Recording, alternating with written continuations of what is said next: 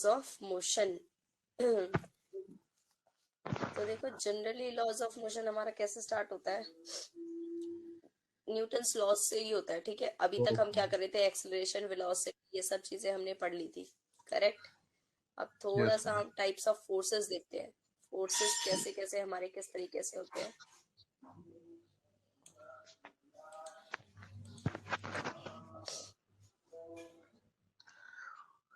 तो ये है हमारे सबसे पहले कुछ types of forces. Types of forces बोले तो जैसे पहले हमारे पास है फील्ड फोर्सेस या रेंज फोर्सेस, जो कि क्या होगा, किसी दो बॉडीज के बीच में एक्ट करते हैं। या बॉडी अगर आपकी नॉर्मली हैंग कर रही है, ठीक है, या फिर प्लेन पे रखी है, तो जैसे वेट है, वेट क्या होता है हमारे पास W, या फिर फोर्स वो वाली सिचुएशन क्या होती है mg। करेक्ट। सिर्फ फ्री फॉल वाला फोर्स होता है।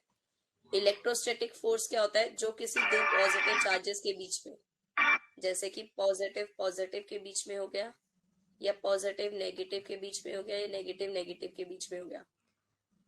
कैसे चार्जेस की बात है, इलेक्ट्रॉन प्रोटॉन, इलेक्ट्रॉन इलेक्ट्रॉन की बात हो गई। या फिर इसको ऐसे भी बोल सकते हो, देखो जैसे हम चुंबक लेते हैं ना, यस मैम। तो चुंबक, चुंबक में क्या है, चार्ज है, और अगर सेल को उसके पास लेके आओगे, उसकी प्लस साइड को उसके पास लेके आओगे तो क्या रिएक्शन होगा, माइनस साइड को पास में लेके आओगे तो क्या रिएक्शन होगा। करेक्ट। जैसे अब ये हमारे पास एक सेल है, उसमें क्या होता है, ऊपर एक इस तरीके से डॉट होता है, ये प्लस साइन होता है, ये माइनस साइन होता है। ठीक है, तो ये तो होता है चार्जेस के लिए।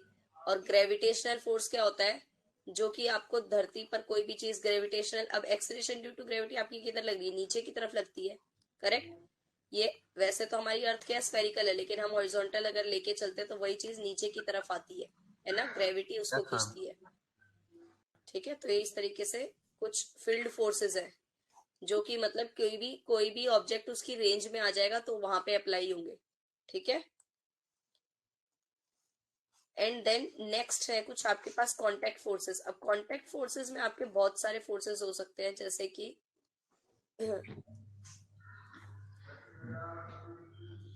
क्या है हमारे पास, जब हम यस मैम। इन्वॉल्वमेंट कैसे रखते हैं, डायरेक्ट बॉडीज से इन्वॉल्वमेंट रखते हैं। That when a force involves direct contact between two bodies, one body exerts a force on another because of contact between them. मतलब कि एक दूसरे के कांटेक्ट में आने पर, जैसे इक्वेशंस में होती है, या फिर क्या कर रहे हैं, ये ए बी रेस्ट पर है, ए मूव करते हुए इससे टकरा रहा है, ठीक है, ऐसे कॉन्टेक्ट्स में आने पर। So these forces originate with the atoms of each body. Each atom exerts a force on its neighbor, which may be an atom of another body. मतलब कि जरूरी नहीं है वो, अब यहाँ पर अगर ये इससे कोलाइड कर रहा है तो सिर्फ ये दोनों सरफेस पे ही तो हमारे अटैच्ड हो रहे हैं। यस। करेक्ट। बट इफेक्ट आपका पूरी बॉडी पर दिखाई देगा। ठीक है, ठीक इस है मैम। तरीके से। Then contact force can be maintained only if it does not exceed atomic forces within either of these bodies. मतलब आपका with in bodies he effect रहेगा, ऐसा नहीं है कि आप ए बी यहाँ पर रेस्ट पे है, ए आपका कोलाइड हो रहा है, तो वो ये चीज नहीं है कि इसमें आपका रिजिड बॉडी ही रहेगी। ऐसा नहीं होगा कि ये अगर आपका स्क्वायर शेप हो रहा है तो वो सर्कल हो जाएगा। ठीक है, ऐसा नहीं होगा, स्प्लिट नहीं होगा। और स्प्लिट होने के लिए जो फोर्सेस होते हैं वो हमारे दूसरे होते हैं, कि जो बाइंडिंग होगी एटम्स में वो स्प्लिट्स हो जाती है, जैसे कि न्यूक्लियर फ्यूजन और फिजन बोलते हैं। Yes ma'am. फ्यूजन में क्या होता है, एक बड़ा एटम आपका बहुत सारे एटम्स में टूट जाता है। ठीक है। और फिजन में क्या होता है, बहुत सारे एटम्स मिलके एक बड़ा एटम बनाते हैं। तो ये तो होता है न्यूक्लियर फ्यूजन और फ्यूजन, ये अलग रिएक्शंस होती हैं। बट जो एटम्स हम इंटर एटॉमिक फोर्सेस देखते हैं वो इनकी वजह से यहाँ पर देखते हैं। ओके। जैसे एग्जाम्पल्स हम ले सकते हैं, force of rope pulling on a block to which it is tight. मतलब आपने क्या किया, एक ब्लॉक इस तरीके से रखा, या तो आप इसको ऐसे ही ऊपर की तरफ खींचोगे, ठीक है, या फिर इसको क्या करेंगे, हम एक पुले लगा देंगे और उससे खींचेंगे। मतलब फिर यहाँ पे क्या होगा, अगर कोई पर्सन खींच रहा है तो उसको ऊपर ही फोर्स लगाना पड़ेगा, और यहाँ पर क्या होगा, वो रस्सी नीचे खींचेगा, ये बॉक्स अपने आप ऊपर उठेगा। करेक्ट। तो इस तरीके से ये चीज होंगी। अब जहां जहां स्ट्रिंग की बात होगी वहां पर टेंशन प्रोड्यूस होगा, नॉर्मल फोर्सेस होंगे, ये फोर्सेस हम आगे आगे पढ़ते जाएंगे, फ्रिक्शनल फोर्सेस है, ऐसे है। ठीक है, तो ये टाइप्स ऑफ फोर्सेस है। अब हम धीरे धीरे टाइप्स पे आएंगे। और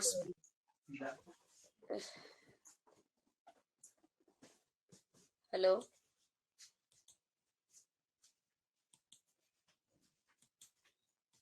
हाँ जी।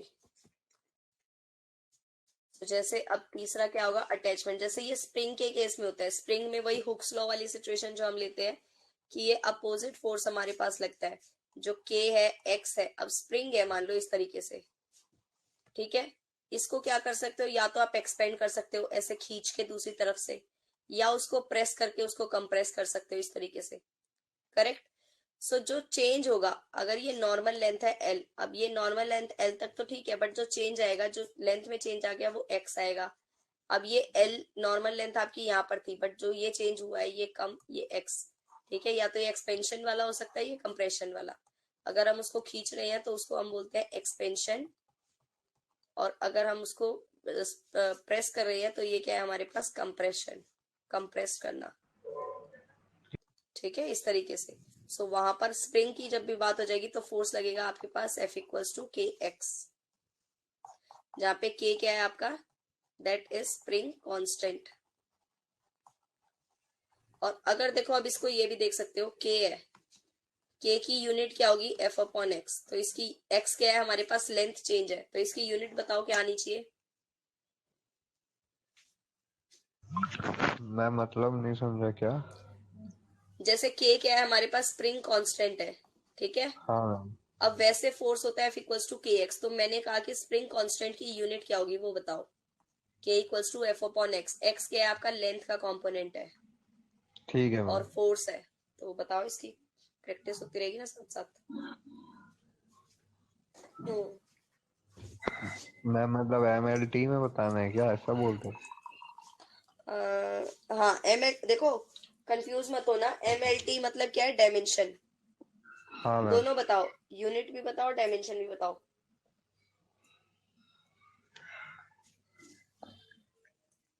Ma'am M0। क्यों, फोर्स क्योंकि की क्या होती है, मास। अच्छा चलो बताओ।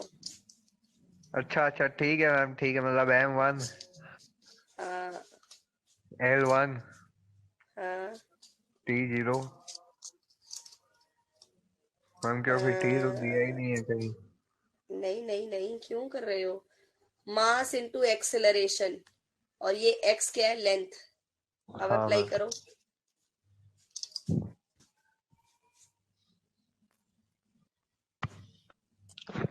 Ma'am M1 L1 T-2। M1 acceleration की क्या होती है,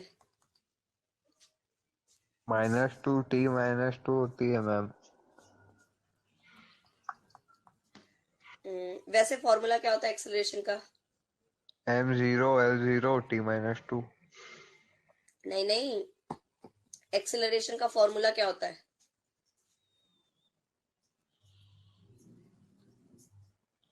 कहानी कैसे शुरू होती है, डिस्प्लेसमेंट, हाँ वेलोसिटी, मैम मैंने। एक्सेलरेशन। हाँ हाँ हाँ हाँ मैम, हाँ मैम। हाँ, तो एक्सेलरेशन क्या होगा,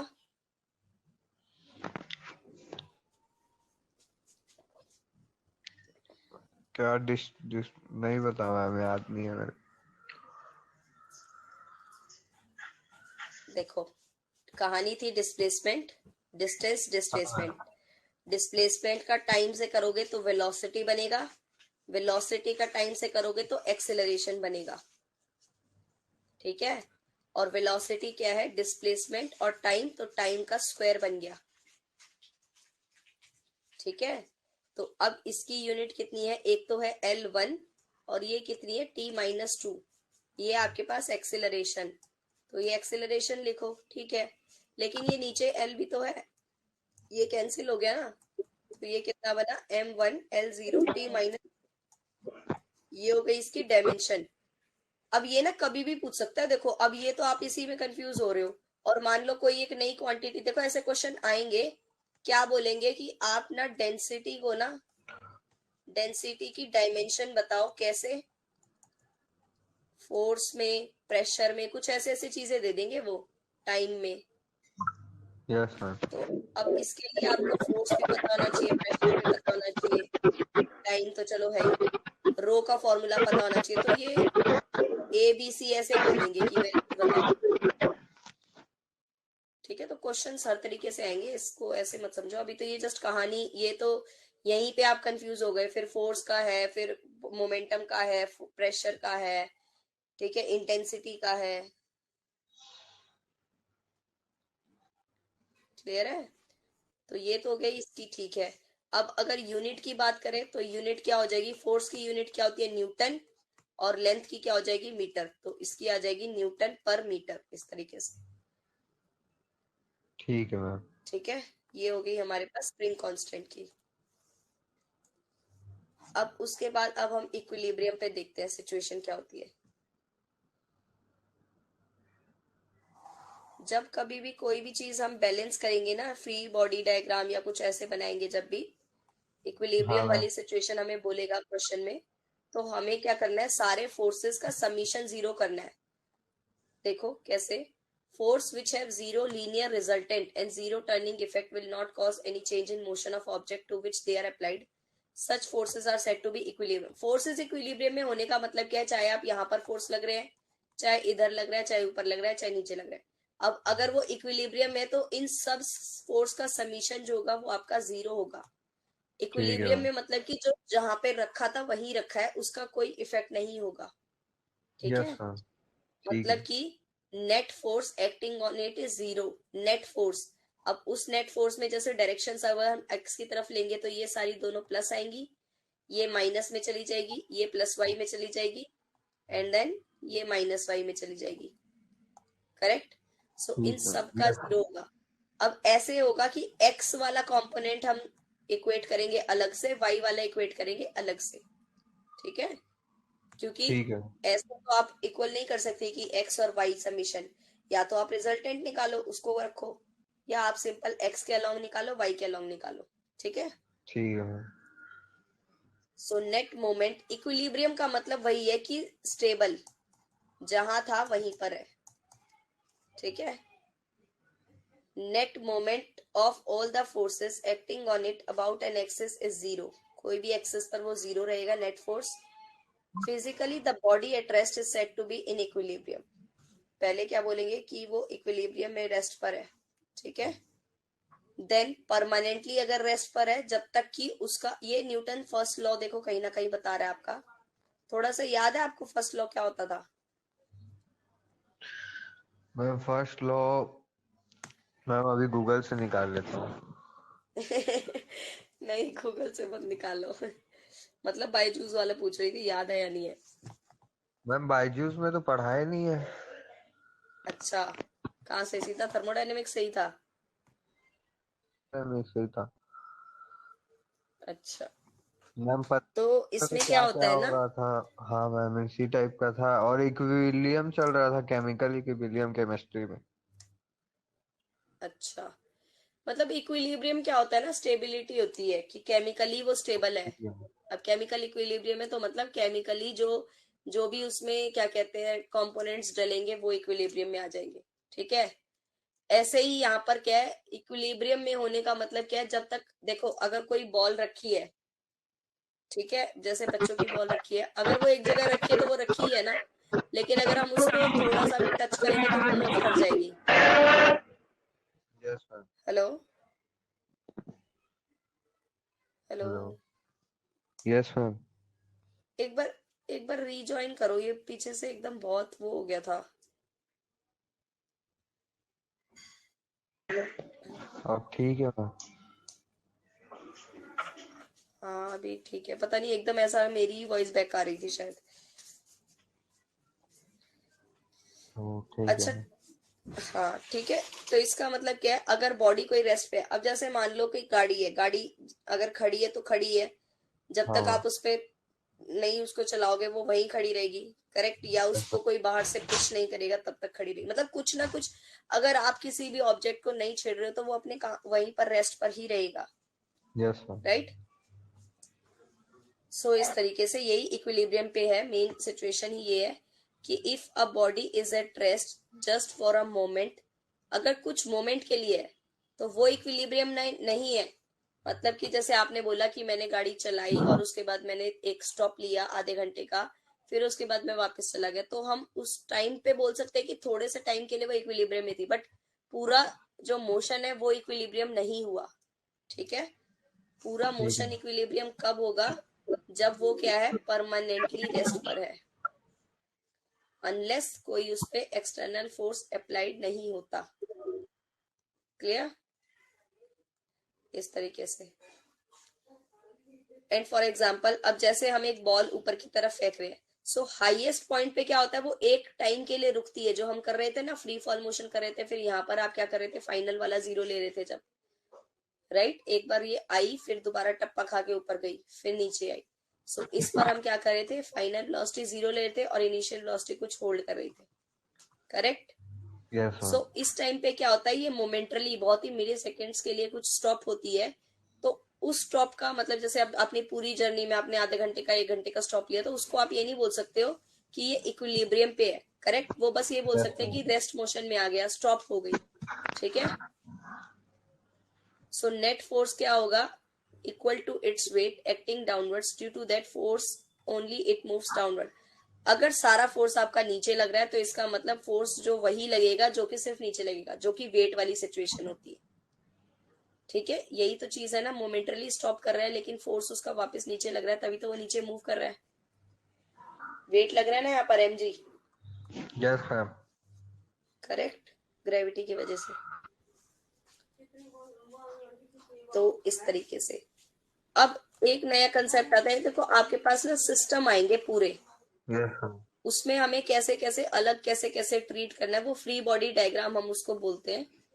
मतलब कि जैसे अब ये देखो, एग्जाम्पल में दिख रहा होगा आपको, दो बॉक्स है, दो बॉक्स अटैच्ड है और फोर्स लगा रहा है एक बॉक्स पे, बड़े बॉक्स पर। ठीक है, तो हम इसको कैसे सॉल्व करेंगे, अलग अलग इनके फोर्सेस लगाएंगे, क्योंकि देखो एक ये बॉक्स है, इस पे ये फोर्स लगा रहा है, ये अपना फ्रिक्शन प्रोवाइड करेगा, करेक्ट? और ये इस ब्लॉक की वजह से इस ब्लॉक पर फोर्स लग रहा है, तो ये भी अपना फ्रिक्शन प्रोवाइड करेगा, करेक्ट? और वेट तो दोनों के रहेंगे ही, mg नीचे। ठीक है, तो हम इनको सेपरेट सेपरेट ट्रीट करेंगे और फिर इसको क्या करेंगे, नेट फोर्स को जीरो करेंगे, फिर वहां से वैल्यूज निकालेंगे। तो अब ये रूल्स होते हैं, इस तरीके से हम फॉलो करेंगे। Okay, so diagram showing all external force acting on an object, ये दो ऑब्जेक्ट है, दो में से अगर हम एक पर सारे ही फोर्सेस इस तरीके से बना रहे हैं, तो ये क्या हो जाता है हमारे पास, फ्री बॉडी डायग्राम। ओके, ठीक है मैम।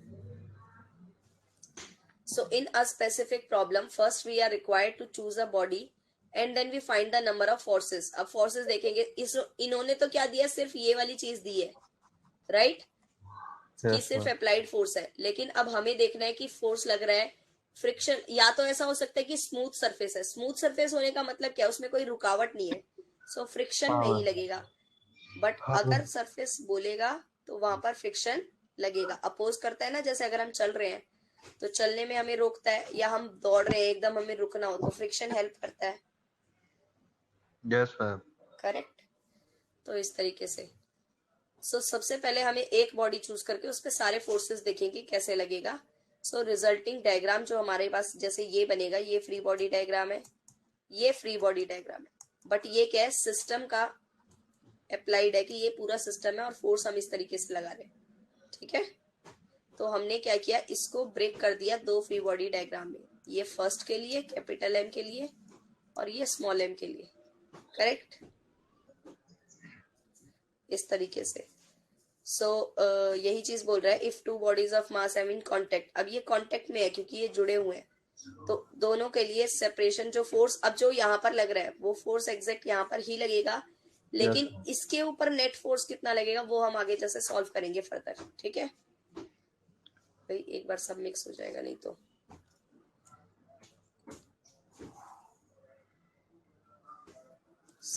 इसी के लिए फर्दर है हमारे पास important point, that two forces in Newton's third law never occur in same free body diagram। जो बोल रहा है कि अगर फ्री बॉडी डायग्राम में आपके दोनों फोर्सेस अप्लाई नहीं हो सकते, क्योंकि न्यूटन्स थर्ड लॉ में क्या बोलता है, equal force and equal reaction. ठीक है, यस मैम। तो एक्शन रिएक्शन पेयर को आप इंक्लूड नहीं कर सकते, तो वो तो नेट कर देगा कि आपने बोला हमने मास पर दिया, मास ने भी यहाँ पर दिया, वो इक्वल नहीं होगा। ये फोर्स होगा, ये फ्रिक्शन होगा, और अगर ये इक्वल हो गए तो मास तो आपका मूव ही नहीं किया। ठीक है, जो ठीक है। फ्रिक्शनल फोर्स है हमें उससे ज्यादा अप्लाई करना पड़ेगा, वो तभी मूव करेगा। क्लियर?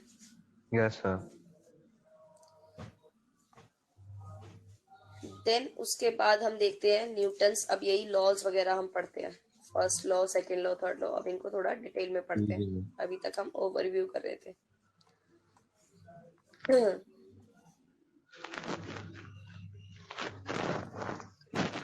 तो अब देखो, जैसे हमारे पास ये Newton's first law of motion, first line क्या बोल रही है, everybody continues its state of rest और of uniform motion until an external force is applied over it. जैसे कि अगर कोई रेस्ट पे है तो वो रेस्ट पे ही रहेगा, या कोई यूनिफॉर्म मोशन का मतलब क्या है, जैसे हम बोलते हैं कि car moves with uniform velocity, yes इसका मतलब कि आपका एक एक सेकेंड, एक एक मिनट में या एक एक सेकेंड में या एक एक घंटे में सेम चेंज से वेलोसिटी बढ़ रही है। ठीक है, ठीक है मैम। तो जब तक आप, जैसे अगर गाड़ी चल रही है, मान लो गाड़ी ऐसे चल रही है कि पहले पहले मिनट में हमने पहले मिनट नहीं, ज्यादा ले लो थोड़ा, पहले घंटे में हमने 20 मीटर पर सेकेंड चलाई, मतलब 20 किलोमीटर पर आवर चलाई। ठीक है, घंटे के हिसाब से देख रहे हैं, एक घंटे में। फिर दूसरे यस घंटे मैम। में कितनी हो गई, 40। फिर तीसरे घंटे में 60। फिर चौथे घंटे में 80 किलोमीटर पर आवर की स्पीड, मतलब स्पीड हम इक्वली बढ़ाते जा रहे हैं रेट पर। तो ये तो हो गया आपका यूनिफॉर्म वेलोसिटी से। ठीक है, अब अगर ये बढ़ती ही जा रही है तो हमें रोकने के लिए क्या करना पड़ेगा, ब्रेक अप्लाई करने यस मैम। पड़ेंगे। करेक्ट, तो वो हमारा होगा एक्सटर्नल फोर्स, जो हम ब्रेक लगाएंगे उसको रेस्ट में लाने के लिए। सो ठीक वही है चीज मैम। है कि अगर या तो वो रेस्ट पे है या मूव कर रही है, तो वो मूव करती ही रहेगी जब तक हम उसको रेस्ट पे नहीं लाएंगे। जैसे कि वो बाइक जो हम चलाते हैं, क्या कहते हैं वो, मौत का कुआं कुछ बोलते हैं ना वो, हाँ हाँ मैम, सर्कस हाँ। में। तो उसमें क्या करते हैं, पहले तो वो धीरे धीरे जब शुरू करता है, फिर धीरे धीरे वो एकदम स्पीड बढ़ाता है, ताकि फिर वो एकदम ऊपर चढ़ना शुरू हो जाता है। अब जब उसको नीचे आना होता है तो वो धीरे धीरे क्या करता है, स्पीड कम करता है ना, तो धीरे धीरे वो यस ब्रेक अप्लाई करता है, तभी वो नीचे आता है। करेक्ट, वरना वो ऊपर ही ऐसे चलता रहेगा कांस्टेंट उससे। Clear? Yes ma'am. Then Newton's first law gives qualitative definition of force. अब वही चीज देखो क्या बोल रहा है, that force is that external cause, जिसकी वजह से क्या, हाँ, external cause which tends to change और actually change the state of motion of body. मतलब जो एक्सटर्नली हम अप्लाई करेंगे, वो क्यों अप्लाई करेंगे, वो उसके मोशन को चेंज करने के लिए, कि अगर आप कुछ नहीं छेड़ रहे हो तो बॉडी कंटिन्यू करती रहेगी उसी में, अंटिल, जब तक कि कोई एक्सटर्नल फोर्स अप्लाइड नहीं होगा। तो अब जो यस मैम। एक्सटर्नल फोर्स हम अप्लाई कर रहे हैं, वही क्या कर रहा है, वही रीजन है किसका, मोशन को चेंज करने का। रेस्ट पे है यस तो वो मैम। उसको मोशन में ला देगा, मोशन में है तो उसको रोकने के लिए रेस्ट पे ला देगा, या फिर उसको यूनिफॉर्म से अनयूनिफॉर्म कर देगा। Correct, yes ma'am. ठीक है मैम। तो इस तरीके से, सो इसको हम ये भी बोलते हैं, Newton's first law is also known as that Newton's law of inertia by yes Galileo. Ma'am. ठीक है, ये जो नाम फर्स्ट लॉ, वैसे तो न्यूटन्स ने इसको मॉडिफाई किया था, बट गैलीलियो ने इसको फर्स्ट आइडेंटिफाई किया था। ठीक है, सो इनर्शिया क्या है, वो प्रॉपर्टी है of body owing to which body opposes any change in its state of rest. Inertia मतलब एक तरह से मास से भी कंपेयर कर सकते हो, क्योंकि देखो यही चीज बोल रहा है, इनर्शिया क्या है, डायरेक्टली प्रोपोर्शनल टू मास। क्योंकि जब हम रोटेशनल मोशन देखेंगे ना, तो उसमें हम मैम बोलते हैं मतलब moment of ma'am inertia. Inertia का मतलब जो चेंज होता है मोशन में वही है ना? हाँ, यस मैम। हाँ, वो भी बोल सकते हैं, लेकिन मास की क्या है, ये डायरेक्टली प्रोपोर्शनल, क्योंकि जब रोटेशनल और ठीक है मैम। ट्रांसलेटरी मोशन दो तरीके से होते हैं। अब रोटेशनल और ट्रांसलेटरी मोशन को ऐसे समझ सकते हो, ट्रांसलेटरी मतलब क्या है, एक जगह से दूसरी जगह पर मूव करना। यस ठीक है, मैम। ये आपके पास ट्रांसलेटरी मोशन। लेकिन अगर आप बात करते हो प्योर रोटेशनल मोशन की, सो प्योर रोटेशनल मोशन जैसे डोर ओपनिंग, आप गेट को खोल रहे हो तो वो इसी एक्सिस के अराउंड क्या कर रहा है, रोटेट कर रहा है ना। Yes ma'am. ठीक है, या फिर कोई, अगर मान लो कोई खड़ा हुआ है, एक ही जगह पे खड़ा हुआ है, और वो क्या कर रहा है, अपनी फिंगर पे फुटबॉल रोटेट कर रहा है, ऐसे बच्चे करते हैं ना, यस कि मैं मैम। घुमा के दिखाऊंगा, ठीक है। हाँ। तो वो चीज है। लेकिन वही अगर वो घुमाते घुमाते चल रहा है तो फिर क्या हो रहा है, ट्रांसलेटरी प्लस रोटेशनल, क्योंकि उसकी पोजीशन भी चेंज हो रही है एंड रोटेशन तो हो ही रहा है वो मोशन, ठीक है। इस तरीके से अब जैसे कार है, कार चल रही है, तो जब कार चल रही है तो उसके व्हील्स भी चल रहे हैं, है ना। Yes wheel ma'am. क्या कर रहे हैं, रोटेशन मोशन तो कर ही रहे हैं, लेकिन साथ साथ वो क्या कर रहे हैं, आगे भी बढ़ रहे हैं। जैसे अर्थ है, अर्थ क्या कर रही है, एक अपने एक्सिस पर तो घूम रही है, सुबह शाम दिन रात दिन हमें इसी से पता लगता है, लेकिन वो साल भी पूरा कर रही है, करेक्ट। Yes ma'am. तो वो दोनों मोशन हो जाते हैं हमारे वहां पर, ठीक है। एंड देन फिर थोड़ा सा हम टाइप्स ऑफ इनर्शियाज कैसे कैसे एग्जांपल्स हैं इनके, ये देखते हैं।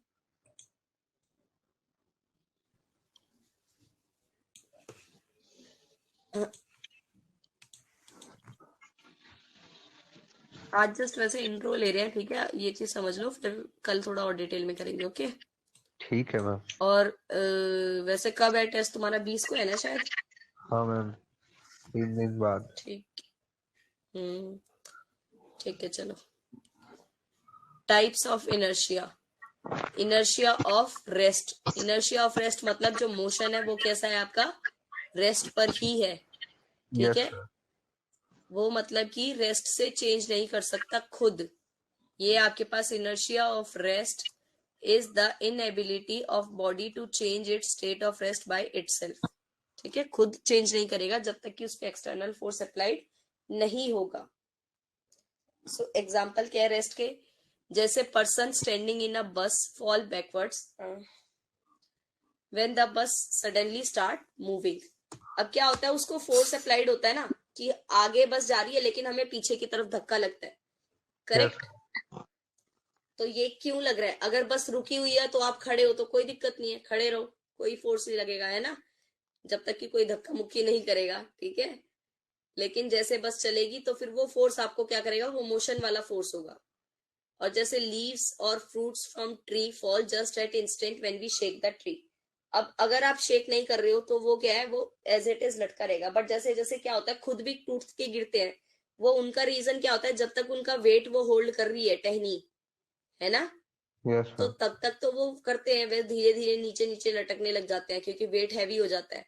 तो फिर उसके बाद वो अपने आप वहां से टूट जाते हैं, यहाँ से जो इसकी टहनी है ये कमजोर हो जाती है, करेक्ट। ठीक है मैम। तो इस तरीके से, तो dust particle inside a woollen blanket fall of when it is beaten by stick. अब जैसे हम सर्दियों में क्या करते हैं, उनको बाहर, मतलब हाँ वैसे मैम, आप हाँ करोगे मैम, कुछ समझ नहीं गया। होगा। मैम मतलब ढीठ ढीठ बच्चे हैं जैसे। Yes ma'am. हाँ। वाह, वेरी गुड, ठीक है। जैसे when a stone hits window pane, तो ग्लास जो है आपका नंबर ऑफ पीसेस में ब्रोक हो जाएगा। ठीक है वेयर मैम। अगर हाई स्पीड बुलेट आप उसको कर रहे हो ना, वही देखो ये एग्जांपल है, अगर गोली चली है बिल्कुल, मतलब हाई स्पीड होती है बुलेट की, तो वो हाँ तो मैम। सिर्फ एक छेद करके चली जाएगी। बट अगर उसको धीरे से टच करोगे थोड़ा सा ग्लास को, तो वो क्या होगा, चूर चूर होके गिर जाएगा, ठीक यस है। मैम। तभी वो बुलेट प्रूफ कार बनाते हैं। ऐसे ही ये तो था हमारे पास इनर्शिया ऑफ रेस्ट। अब हम पढ़ेंगे इनर्शिया ऑफ मोशन और इसके एग्जांपल्स,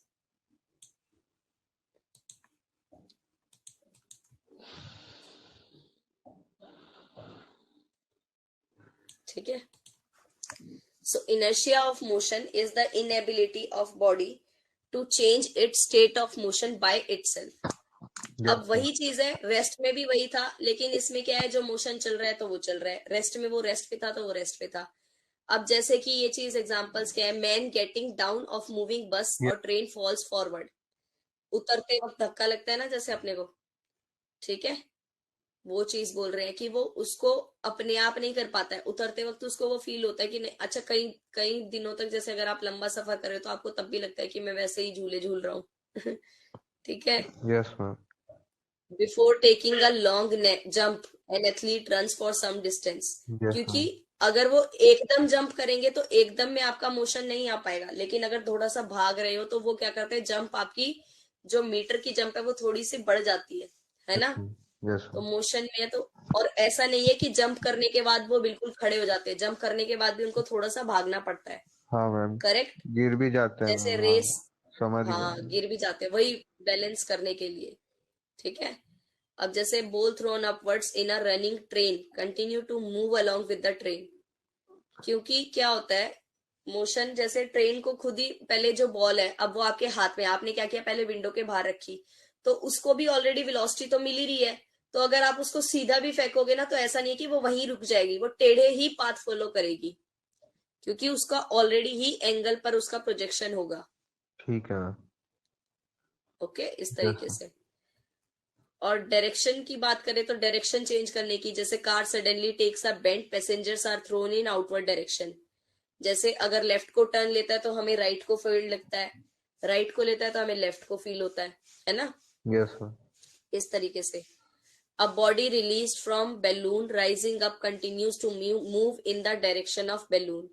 अब जैसे बॉडी को रिलीज किया गया है बैलून के मतलब जो हम ये करते हैं ना, क्या कहते हैं, जो दिवाली पे ये जैसे आप वो नए वो आते हैं ना बैलून्स, वो करते हैं, हवा में उड़ाते हैं। Yes ma'am. ठीक है। तो उनमें क्या होता है, उनमें भी एक तरह की गैस होती है, लेकिन उसको गैस को भी आप फिल करने के लिए, जैसे ऐसा नहीं होता कि नीचे अगर फर्श पे रख के आपने वो फिल कर दिया तो वो ऊपर उठ जाएगा, नहीं, आपको उसको थोड़ा सा पुश करना पड़ता है कि वो हवा उस लेवल पर हवा उसको कैच कर पाए। करेक्ट। तो आप उसको पहले ही खुद ही उठ उठ के उड़ाते रहते हो, तो उसके बाद वो अटेन कर पाता है। ठीक है। दिख रहा है? Yes clear ma'am. है या ये छोटा दिख रहा है, एक बात यस बताओ बस। मैम, क्लियर है मैम। एक काम करती हूँ, रुको, पढ़ने के लिए जूम कर लेते हैं, कोई दिक्कत नहीं। ठीक है मैम। ठीक है। ठीक है मैम। तो ये बोल रहा है जैसे अगर person sitting in a train yes ma'am. Moving with uniform velocity and facing the direction of motion of train, मतलब कि जैसे ट्रेन क्या हो रहा है, अगर ट्रेन आपकी आगे की तरफ चल रही है और हम भी उसी डायरेक्शन में फेस करके बैठे, जैसे ट्रेन में तो वैसे नॉर्मली चेयर्स उल्टी भी होती है ना, जैसे कभी आपकी ट्रेन पीछे की तरफ चल रही है या आगे की तरफ, तो हम बोल रहे हैं कि जहां चल रही है हम उसी फेस में डायरेक्शन कर रहे हैं। ठीक है। जैसे मतलब ऐसा बोल सकते हो, नॉर्थ की यस तरफ मैम। आपकी ट्रेन जा रही है और आपका मुंह भी नॉर्थ की तरफ है। ठीक है। तो वहां अगर आप क्या कर रहे हो, कॉइन फेंक रहे हो, उछाल रहे हो, तो कॉइन क्या गिरेगा, पीछे की तरफ गिरेगा, वही वो बैकवर्ड फोर्स लगेगा। अगर आगे चल रही है तो बैकवर्ड फोर्स लगता है। ठीक है। लेकिन वो क्यों लग रहा है उसको, हम तो बैठे हैं, हम तो ये कहेंगे कि हम तो ट्रेन में है, बाहर पीछे धरती हिल रही है और वो पीछे जा रही है ना। अगर ट्रेन आपकी क्या होगी, ट्रेन में आप बैठे हो और अगर वो मूव कर रही है आगे की तरफ और आपका फेस भी इधर है, तो ये चीजें आपको कैसे लगेगी, पीछे जाती हुई। करेक्ट। पेड़ पीछे जा रहे हैं। और अगर ट्रेन में आप बैठे हो और आपका फेस उल्टा है, ट्रेन पीछे जा रही है, तो आपको लगेगा पेड़ आगे की तरफ जा रहे हैं, है ना। तो इसका यस मतलब मैम। अगर यहाँ ऐसे जा रही है और कॉइन फेंक रहे हो तो वो आपका पीछे की तरफ गिरेगा, और ऐसे कॉइन फेंकोगे तो वो आगे की तरफ गिरेगा। ठीक है। यस ये चीज मैम। क्लियर है ना। हाँ मैम। अब अगर ट्रेन है आपकी यूनिफॉर्मली एक्सिलरेटेड, यूनिफॉर्मली एक्सिलरेटेड मतलब A1 = A2, तो कॉइन क्या होगी, fall behind him. Behind him का मतलब क्या है, एक्सिलरेशन अगर आपका सेम इंटरवल पर चेंज हो रहा है तो कॉइन आपकी पीछे की तरफ जाएगी। वही चीज है, ऐसा कंफ्यूज मत हो कि वही पीछे की तरफ आएगी वही आगे की तरफ आएगी, फंडा यही वाला है। ठीक है। Yes ma'am.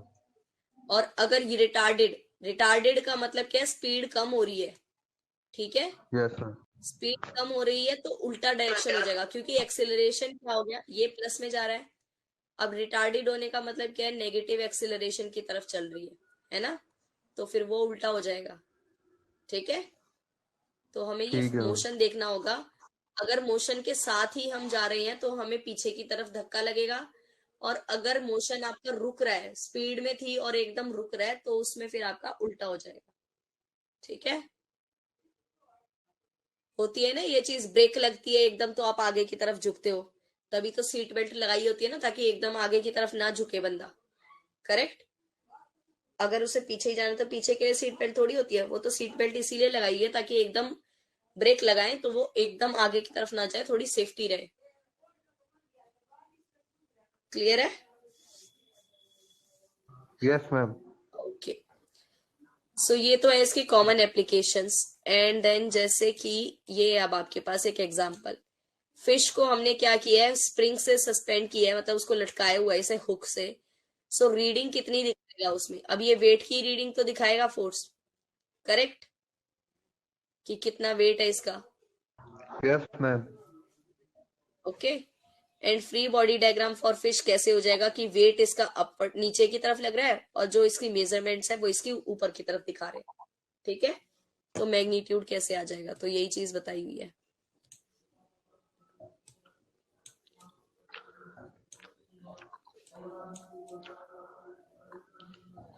हम्म, तो ये थे हमारे कुछ एग्जांपल्स।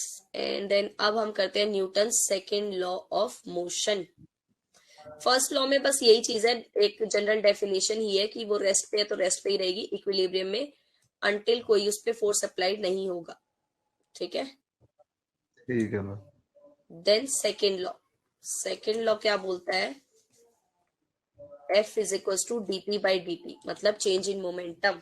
अब यहाँ पर एक नई क्वांटिटी आपके पास आती है, ये लॉ हमें बोलता है कि rate of change of momentum is directly proportional to applied force. Momentum को हम दिखाते हैं P से, जिसका फॉर्मूला क्या होता है, मास इनटू वेलोसिटी, और वेलोसिटी क्या होता है, वेक्टर। मोमेंटम भी क्या होगा, वेक्टर, करेक्ट। ठीक है ma'am.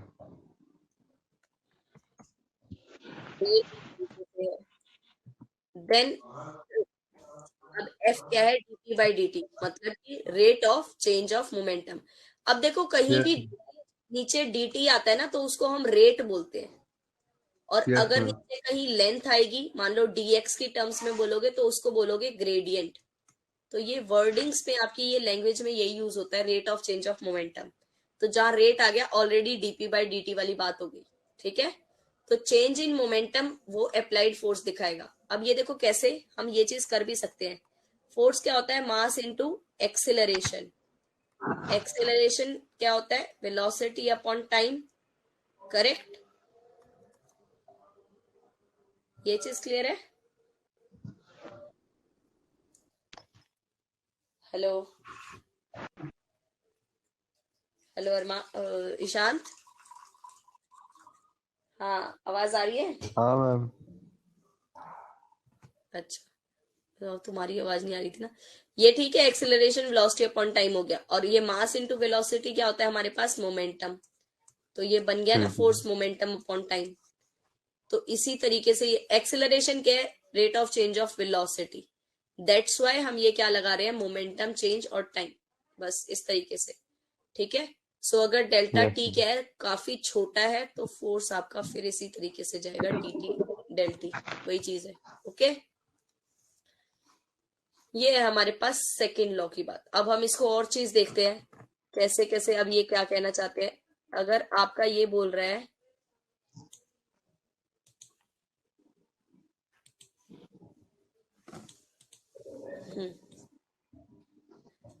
Out of Newton's three laws of motion, main यही है, क्योंकि थर्ड लॉ क्या होता है, एक्शन रिएक्शन होता है। वो भी चीज लैंग्वेज में आपकी, फर्स्ट भी आपका मोस्टली लैंग्वेज में, बट जो ये वाला रूल है, ये फंडामेंटल है हमारे पास की फोर्स क्या है, डीपी बाई डी, क्योंकि इससे ही आपके दोनों लॉज जो है, फर्स्ट और थर्ड लॉज भी प्रूफ होंगे। ये हम प्रूफ करेंगे अभी, ठीक है। जैसे अब एक्सटर्नल फोर्स है आपका, वो क्या है, जीरो। सो फोर्स अगर आपका जीरो है तो DP by D T zero, मतलब रेट जीरो हो गया, मतलब कि P one equals to P two वाली चीज, मतलब कांस्टेंट बन गया, करेक्ट। ऐसे ही तो करते थे, अगर एक्सेलरेशन जीरो है तो वेलोसिटी कांस्टेंट है, राइट। तो पी जीरो होने का, पी वन होने का मतलब M one V one M two V two. अब ये देखो, अगर सेम मास है, सेम ऑब्जेक्ट है, तो एम तो आपका सेम ही रहेगा, तो इसका मतलब वेलोसिटी भी आपके पास कांस्टेंट हो गई। सो वेलोसिटी कांस्टेंट होने का मतलब क्या है अब, कि जो dx by D T displacement आपका क्या हो गया, जीरो। सो डिस्प्लेसमेंट जीरो होने का मतलब क्या है, कंडीशन रेस्ट पर दिखा रहा है। हालांकि ये हम फॉर श्योर नहीं कर सकते, क्योंकि अगर एक सर्कुलर मोशन वो उसने कंप्लीट कर लिया तो वहां पर भी तो डिस्प्लेसमेंट जीरो है, करेक्ट। बस ये चीज बोल रहा है कि इनिशियल से फाइनल पॉइंट सेम है, मतलब वो वापस वहीं पर खड़ा है। Clear? Hello hello hello Ishant, पता नहीं यार अरमान ही क्यों निकल रहा है। हाँ। Hello hello. हाँ हाँ, आ रही है, अब आ रही है। आजकल अरमान ये ज्यादा निकल रहा है। सॉरी। मैम, मैं तो जब से यस मैम बोल ही रहा हूँ। नहीं, मुझे बिल्कुल नहीं आ रही। मतलब ये तो पता है कि तुम कनेक्टेड हो, क्योंकि थोड़ा बहुत वो जैसे रहता है ना उस पे। बाकी कोई आवाज नहीं हाँ, आ रही तुम्हारी। तो वही मुझे बार बार फिर क्या पूछना पता पड़ता है, मैम पता कैसे नहीं नहीं क्या आ रही करते है। हैं ये। हाँ, ठीक वही है कुछ पता नहीं हो रहा है, कई दिनों से यही हो रहा है। ऐसा नहीं है तुम्हारे साथ हो रहा है, बाकी सबके साथ भी यही हो रहा है। तो बल्कि मैं बता तो रही, तुम तो फिर भी रिस्पॉन्स करते हो। एक और स्टूडेंट है ना अरमान, वो तो करता ही नहीं है, मतलब उससे तो मैं इतना परेशान हो जाती हूँ। और पता नहीं, उसका तो एफर्ट ही नहीं दिखता मुझे कहीं। 11th का ही बच्चा है क्या मैम? नहीं, ड्रॉपर है, वही तो बात है। अच्छा अच्छा अच्छा। 11th का होता है ना, तो चलो फिर भी समझ में आता है। वो मुझे समझ ही नहीं आ रहा कि क्यों ही कर रहे हैं। एक बात देखो, ये चीज मैं तुम्हें भी समझाना चाहूंगी। तुम्हारे पास भी टाइम है। अब इस चीज को अगर तुम नीट के लिए प्रिपेयर करना चाह रहे हो, ठीक है, तो हाँ तुम्हें कॉम्पिटिशन लेवल के हिसाब से तो चलना पड़ेगा, ठीक है। अब ये चीज आप नहीं कर सकते कि मैं उसको बोलती हूँ कि अच्छा तुमने काम किया, वो रिवाइज नहीं करता, पहली बात तो बिल्कुल भी नहीं। और जबकि वो मतलब अगर मेरे जैसा है। ठीक है मैम। नहीं, लेकिन 11th 12th अगर वो कर चुका है तो उसको थोड़ा सा, मैं उस चीज में तो मानती हूँ ना कि वो कर रखी है। बट फिर क्या हाँ होता है, मैम। चलो ठीक है, कोई बात नहीं, तुम कॉन्फिडेंस समझ रहे हो अपने आप को, नहीं कर रहे रिवाइज, कोई बात नहीं। बट फिर मैं समझाती हूँ तो कहता है हाँ ठीक है, समझ आ गया, मैं कर लूंगा, मैं रट लूंगा। मैम फिर जब मैं मैम जैसे मैं पूछती हूँ, कोटा में था ना, तो हाँ मैम वहाँ वहाँ मैम सर लोग भी एक ही चीज बोलते थे, बस तुमको सिर्फ एक ही चीज करनी है कि रिवाइज करना है, भले और कुछ मत करो बोले। हाँ, कुछ मत करो। तुम ये भी करोगे ना, वो भी बहुत वो हो जाती है कि तुम एटलीस्ट इस चीज को देख रखा है तुमने वो चीज। अब घोट के ठीक है। पिलाने वाले देखो, अब इतना क्या करेगा टीचर। हाँ मैम। यस मैम, अब तो पहले ही होता था ये सब तो। आप डंडे भी नहीं मार सकते ना ऑनलाइन में तो। हाँ ठीक है। तो मतलब उसका रिस्पॉन्स ऐसे ही रहता है कि कर लूंगा। फिर मैंने इवन सर को भी, जैसे स्प्रीत मैम को अगर मैं बीच में ले लूं, मैंने वहां पे दूसरे सर है, मैंने उनको भी बोला कि सर को मैंने क्लास में ही ज्वाइन करवा लिया। मैंने कहा सर ये ऐसे ऐसे बोल रहा है। उसका रिस्पॉन्स ये रहता है, मैम मुझसे मत पूछा करो, मुझे नहीं आता, आप बस पढ़ा दो। तो उसका क्या फायदा है। मुझसे मत तो पूछा, मतलब टेस्ट वेस्ट भी नहीं देता है? टेस्ट तो देना पड़ेगा फिर लोग की तरफ से है जो। बट हाँ मतलब मैम, ये बात तो मैं है। अगर पूछना भी चाहूँ कि अच्छा कुछ याद है, कैसे था, थोड़ा ट्राई कर लो, तो वो कहता है नहीं, आप ही करके चले जाओ। तो ये फायदा नहीं होता देखो इस चीज का, फिर आप पैसे ही वेस्ट कर रहे हो। ठीक है, हमारा क्या ठीक है, है हम मैम। तो करके दे देंगे, ठीक नीट है। के लिए प्रिपेयर कर रहा है वो भी मैम? हाँ, सोचो, 12th क्लास के ओ, बाद भी वही मेंटेलिटी रह जाती है। मतलब और मैं अभी पूछती हूँ अभी कि हाँ मैंने ये मतलब पूछा मैम कि अभी के अगर आप कर। हाँ, मैंने पूछा कि ये सिर्फ फिजिक्स में ही है या केमिस्ट्री में भी ऐसा ही रहता है आपका। कहता मैम पढ़ना किसको अच्छा लगता है। तो भाई क्यों कर रहे हो नीट की तैयारी। अच्छा, ऐसा बोल रहा है मैम? ठीक है। ठीक है तो सही बात है। हाँ, मत करो फिर, किसने प्रेशर कर रखा है। अगर प्रेशर है तो उनको समझाओ कि नहीं हो रहा। बट एटलीस्ट वेस्ट मत करो ना, आप इस चीज को टाइम वेस्ट कर रहे हो। हाँ आप 2 3 साल एक ही पेपर के लिए कर लोगे, ठीक है, बट फिर उसके बाद क्या। ऐसे यस जिंदगी मैम। नहीं चलती।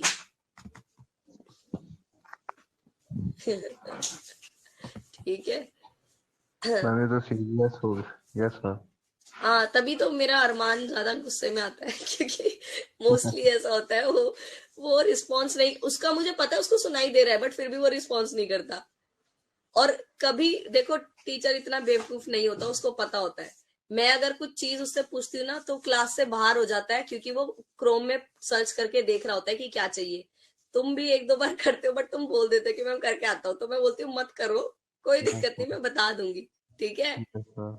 तो टीचर बेवकूफ नहीं है, बट यस तुम मैम, कर रहे हो ठीक है। उसको। तो हम ये होता है कि अब हम आंख बंद करके चले जाएंगे, पर हमें क्या है, हमें तो क्लास मिल रही है, हम क्यों अपना फिर नुकसान उठाए। फिर हम भी वही मोटिव से देखते हैं। ठीक है, अगर तुम ही जब नॉलेज नहीं तक लेना चल रहा है चाहते। चलने दो। Yes ma'am.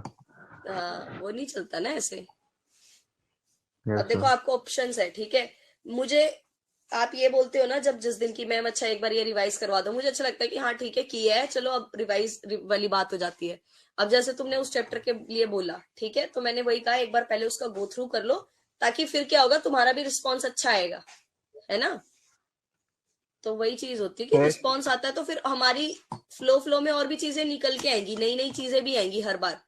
ऐसा नहीं है हम भगवान है कि वही बोल दिया। टेस्ट के बाद करते हैं मैम फिर वही। हाँ करेंगे। इवन टेस्ट का भी जो भी क्वेश्चन तुम्हें एनालिसिस मतलब करोगे टेस्ट का, जो कोई डाउट भी होगा वो भी मुझे बताना, ठीक है। ऐसा कुछ नहीं है कि वो चैप्टर खत्म हो गया तो मैं उस चैप्टर के डाउट्स नहीं लूंगी, कोई दिक्कत नहीं है। इवन कि अगर कोई तुम्हारा वैसे बायजूस में भी कभी टेस्ट आ जाता है और तुम्हें वैसे पूछना है मुझसे, तो वो भी पूछ सकते हो, ठीक है। ठीक ये है कोई मैम, ठीक ये है। कोई कोचिंग नहीं है कि आज ये शेड्यूल में है तो ये पूरा करना है, नहीं ऐसा कुछ नहीं है, ठीक है ठीक है। मैम, ठीक है। Yes ma'am. हालांकि हमें थोड़ी रेस्ट्रिक्शंस होती हैं कि इस चैप्टर को ज्यादा लंबा नहीं खींचना है, बट मुझे पता है तुम्हारे लिए मैं खींचूंगी, ठीक है, क्योंकि हमें पता है भाई ठीक आप है। 11th में हो, ठीक है, आपका बेस बनाना जरूरी है हमें। ओके। हाँ मैम। तो उसके लिए कोई वो टेंशन की बात नहीं है। सो व्हेन फोर्स, अब जैसे न्यूटन सेकेंड लॉ में हमारे पास क्या है, force changes the state of rest और motion of body by Newton second law. यही हमारे पास क्या था, डीपी बाई डी टी। और यही चीज देखो हम एम वी बता रही थी ना मैं इस तरीके से। बट अगर मास कांस्टेंट ना हो, तो अगर देखो ये चीज कांस्टेंट नहीं है, तो यहाँ पर क्या अप्लाई करोगे आप, प्रोडक्ट रूल। Yes ma'am. और प्रोडक्ट रूल कैसे लगता है, एक बार आप इस पे लगाओगे एक बार इस पे लगाओगे, राइट। लेकिन जब बॉडी कांस्टेंट है, देखो डीएम मास भी आपका वेरी करता है, लेकिन मास कहाँ वेरी करेगा, अगर अर्थ पे कोई सिचुएशन है, किसी भी कोने में कोई भी ऑब्जेक्ट रखा है, उसका वेट फिक्स रहेगा, करेक्ट। लेकिन यस अगर मैम। मून पर ले जाते हैं, जैसे हम बोलते हैं ना कि मून पे बंदा ऊपर तैर रहा होता है, मतलब उड़ रहा होता है, तैर नहीं रहा होता, हाँ मैम, उड़ हाँ रहा होता है। मैम। तो वहां पे क्या होता है, मास का थोड़ा सा चेंज है, जैसे अभी हमें ग्रेविटी होल्ड करके रखती है, एक फिक्स्ड मास में रखती है, लेकिन वहां पर आपका मास चेंज हो जाता है। जैसे कुछ एक रिलेशन होता है कि अगर जो अर्थ पे मास है ना, वो मून पे क्या होगा, उसका 1/6 पार्ट होगा। तो इस तरीके से ये चीज होती है। तो यहाँ पर तो ये ठीक है, लेकिन अभी न्यूटन्स लॉज जो हम कर रहे हैं ये अर्थ की सिचुएशन पे ही कर रहे हैं, अभी हम कोई दूसरे फ्रेम में नहीं गए, ठीक है। तो वहां पे क्या होगा, हमारा मास कांस्टेंट होगा। मास कांस्टेंट होने का मतलब क्या है, डीएम बाई डी टी जो होगा वो 0 होगा। देखो वही कहानी चल रही है, कोई भी चीज 0 होने का टी की रिस्पेक्ट में मतलब कि मास क्या है, कांस्टेंट। ओके। तो अब ये चीज हमारी कितनी बनी, वही M DV by D T, और वही मास इंटू एक्सेलरेशन बना हमारे पास। तो सेकेंड सेकेंड लॉ से हम वापस इधर भी आ गए, ठीक है। अब ये चीज है हमारे पास। अब डीवी बाई डी टी अगर 0 हो तो मान लो एक्सेलरेशन ही आपके पास क्या है, 0 है। जैसे कि रॉकेट मोशन की बात करते हैं, चेंज 0 है, मतलब कॉन्स्टेंटली आपकी वो क्या कर रही है, बढ़ती जा रही है velocity. So in yes ma'am. Physics we also have situation, जैसे कि रॉकेट मोशन की बात करते हैं तो वहां पे वेलोसिटी आपकी कांस्टेंट रहती है, मतलब कि वो शुरू में ठीक है ही मैम। इतनी वेलोसिटी देते हैं बिल्कुल हाई, कि वो उसी से चलती चली जाए, ठीक है।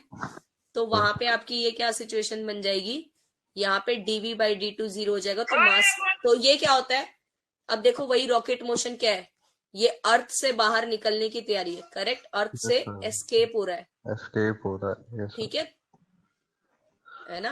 Escape plan, okay. तो इस तरीके से तो यही अर्थ से एस्केप हो रहा है, तो उसी में आपका मास वेरी कर रहा है, अदरवाइज मास वेरी नहीं करेगा। अर्थ पर हर जगह हर एक कोने में आपका मास सेम रहेगा, ठीक है। ठीक है मैम। इस तरीके से तो अब एक एग्जांपल भी हम कर लेते हैं।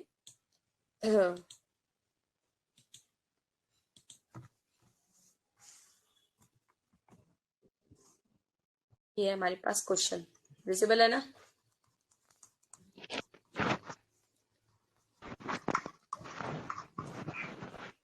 देखो अब क्वेश्चन क्या बोल रहा है, a block of metal weighing 2 kg is resting on frictionless plane.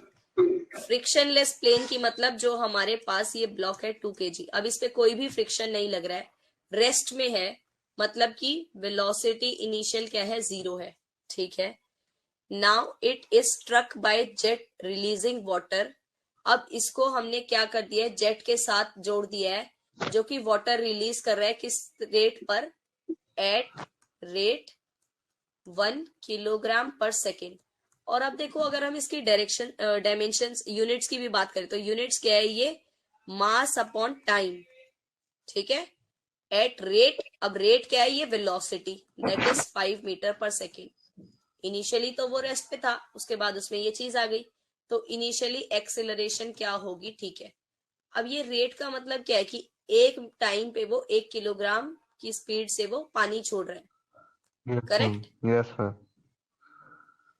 देखो अगर इसको फिगर को इस तरीके से रखते हो कि हमने क्या किया, ये रेस्ट पे था, अब हमने इसके आगे ये जेट लगा दिया। यस मैम, हाँ, अभी दिखाएगा। यस। अब समझ में आ रहा है ना कैसे एक्सप्लेन कर सकते हैं। ओ ठीक ये है। है ना, जेट लगा दिया मतलब पानी के बहाव से इसको हम एक्सेलरेशन दे रहे यस हैं, मैम। ठीक है। Yes ma'am. तो तब कैसा मोशन होगा। अब रेट आपको गिवन है, रेट क्या गिवन है, ये देखो यूनिट्स का ही खेल है। अब ये रेट हमें नहीं पता, कैसे कंफ्यूज हो जाते हैं, लेकिन ये मास अपॉन टाइम की बात कर रहा है। तो अगर जनरली फॉर्म क्या होती है हमारे पास, del P by del T. तो अब यहाँ यस पर मैम। एम बाई टी की वैल्यू दी हुई है, मतलब कि हाँ मैम। ये क्या बनेगा आपके पास, M del V by del T plus कितना बनेगा ये, v del M by del T, product rule, correct. Velocity भी आपको गिवन है, तो अब देखो क्या क्या गिवन है। फोर्स क्या हमें यस गिवन सर। है, फोर्स हमें नहीं गिवन, ठीक है, लेकिन क्या बोले, फ्रिक्शनलेस प्लेन है। चलो ठीक है, पहले हम यहाँ से डेल अप्लाई करते हैं, ये फोर्स निकालते हैं, ठीक है।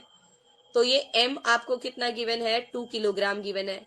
Del v by del T ये क्या हो गया, एक्सिलरेशन ही तो हुआ, यस मैम। dv बाई dt, है ना। तो अच्छा ठीक है, क्या आपके पास वेलोसिटी कांस्टेंट बोला है, एक सेकेंड। हाँ, अब ये इन्होंने फिक्स दे दी 5 मीटर पर सेकेंड, तो वेलोसिटी क्या हो गई, कांस्टेंट हो गई यहाँ पर, ठीक है। तो ये चीज आपकी 0 हो गई। अब यहाँ से ये चीज जो बन रही है ना, dv बाई dt, ये 0 बन गया। तो फोर्स सिर्फ आपका यही चीज रह गई, वेलोसिटी 5 और रेट कितना है आपके पास, 1 किलोग्राम पर सेकेंड। तो अब देखो, ये था मीटर पर सेकेंड, ये था किलोग्राम। यस। अब किलोग्राम को भी अगर हम मीटर में चेंज कर दें तो कितना होगा, 10⁻³ ग्राम। किलोग्राम बड़ा होता है और ग्राम छोटा होता है ना। तो 1 किलोग्राम में 1000 ग्राम, ठीक है, ओके। तो इस तरीके से, तो अब ये कितना बन जाएगा आपके पास, सिर्फ 5 × 10⁻³ न्यूटन फोर्स की डायरेक्शन, वो फोर्स की यूनिट आ गई है। अब हमें बताना है मास इंटू एक्सेलरेशन। अब हमें ये भी पता है कि फोर्स क्या होता है, मास इंटू एक्सेलरेशन, यही हम कर रहे थे del P by del T, right. Equate कर देंगे। अब एम ए क्या है, मास तो है 2 और ए हमें बताना है acceleration. Del P by del T जो आपने निकाला है ये क्या है, 5 × 10⁻³ ठीक है। तो अब यहाँ से एक्सेलरेशन कितना आ जाएगा, 5/2 इंटू, अब यस इसको मैम। कैसे लिखो, 1000। तो ये कितना बनेगा आपके पास, 500। और यस एक्सेलरेशन मैम। कितना बन गया आपके पास, 2500 25 है। मीटर यस पर मैम। सेकेंड। ये तो मीटर पर 20। सेकेंड है। अब मुझे ये बताओ, चेंज करना है, देखो अब ये तुम्हारे लिए टास्क है। ये आपके पास 2500 मीटर पर सेकेंड। अब मुझे इसे किलोमीटर पर सेकेंड में बनाना है, सिर्फ किलोमीटर चेंज करना है, तो क्या आएगा। मैम 5/18 में करते थे तो मीटर पर वो सेकंड आवर होता था। था। वो अच्छा। आवर था, ये तभी मैं बोल वो रही हूँ, सेकंड सेकंड है। हमें सिर्फ ये चीज देखनी है। अब देखो हमें ये पता है, वैसे ही किलोग्राम की तरह ये क्या था, 1000 ग्राम। 1000। यस ऐसे मैम। ही किलोमीटर में क्या होगा, 1000 मीटर। 100 मीटर। तो यस मैम। ये 1000 मीटर की बात है, ठीक है, लेकिन हमें 250 में यस मैम। बताना है, तो 1 मीटर में कितना होगा, 1/1000 किलोमीटर। Yes ma'am. छोटा हो जाएगा ना। Yes ma'am. देखो इसको ऐसे समझो, इसको एक और तरीका बताती हूँ। स्केल है, जो हम स्केल नापते हैं ना, ये किस में होता है, सेंटीमीटर में, यस मैम। करेक्ट। हम बोलते हैं 5 सेंटीमीटर रेडियस का सर्कल बना दो, ठीक है, ये चीज हम यस मैम। कॉपी में अप्लाई कर सकते हैं। लेकिन जब हम रूम, कोई कमरा है, घर का कमरा है, तो उसमें हम बोलते हैं ना 9 फुट हाइट है, इतने टाइल्स है, इतने मीटर है। तो ये लेंथ ब्रेड्थ हम क्या लेते हैं मीटर में, कोई भी रेक्टेंगल कोई भी स्क्वायर, है ना। Yes sir. ठीक है, वो रूम का देख सकते हो। ठीक है, अब बात हो गई फिर ट्रेन की। ट्रेन की स्पीड कभी देखिए मीटर में, उसकी हमेशा किलोमीटर पर आवर में बोलेगा, 5 हाँ kilometre ma'am. Per hour, 50। But उसको हम मीटर पर सेकंड में चेंज करेंगे, ठीक है, लेकिन वो ज्यादा ही होगी। ठीक है, क्लियर है। Yes ma'am. ऐसे होता है। तो अब ये तो मीटर को किलोमीटर में चेंज करने का, इसमें एक में इतना है तो 250 में कितना होगा, 250 से क्या कर दो मल्टीप्लाई, मतलब कि नीचे के आ गया आपका 1000, तो 2 से 2 कैंसिल, तो कितना बन जाएगा ये 2.5 किलोमीटर पर सेकेंड। ठीक है, अब अगर लेकिन आपको किलोमीटर पर आवर में करना है तो फिर वही सिंपल कैसे कर दोगे, पहले तो इस तरीके से 1000 ले लो, इसको 3600 ले लो, या फिर अगर याद है तो फिर कैसे हो जाएगा 5/18, करेक्ट। Yes sir. तो ऐसी चीजें याद होनी चाहिए, ठीक है। ठीक है। अभी टाइम भी हो गया है तो चलो समरी लिख लेते हैं। अभी जस्ट आपका इंट्रो दिया है, फिर हम थोड़ा सा और डिटेल में ये चीजें करेंगे। ठीक है मैम। फर्स्ट लॉ हमने देख लिया है, ठीक है, इनर्शिया एट रेस्ट, रेस्ट पे है तो वो रेस्ट पे ही रहेगा जब तक कि कोई एक्सटर्नल फोर्स अप्लाई नहीं होगा। मोशन में है तो मोशन में ही रहेगा, चलता ही रहेगा, स्टॉप नहीं होगा। देन सेकेंड लॉ जो कि हमारा क्या है, फंडामेंटल लॉ। ठीक है, ये आपका ऑप्शनल में पूछ सकता है कि कौन सा फंडामेंटल लॉ है, ओनली सेकेंड लॉ है या फर्स्ट एंड थर्ड लॉ है या फर्स्ट सेकेंड थर्ड लॉ सारे हैं या एक ही है। ठीक है, ऐसे भी ठीक पूछ है मैम। सकता है। तो ये यस सर। फंडामेंटल लॉ है। फंडामेंटल लॉ क्यों है, क्योंकि because it converts into both laws, first and third law, मतलब सेकंड से हम फर्स्ट और थर्ड लॉ दोनों प्रूव कर सकते हैं। ठीक है, इस वजह से। एंड देन हमने एग्जांपल किया है। इसके बाद हम नेक्स्ट क्लास में कंटिन्यू करेंगे थर्ड लॉ एंड बाकी सब। ठीक है। ठीक है मैम।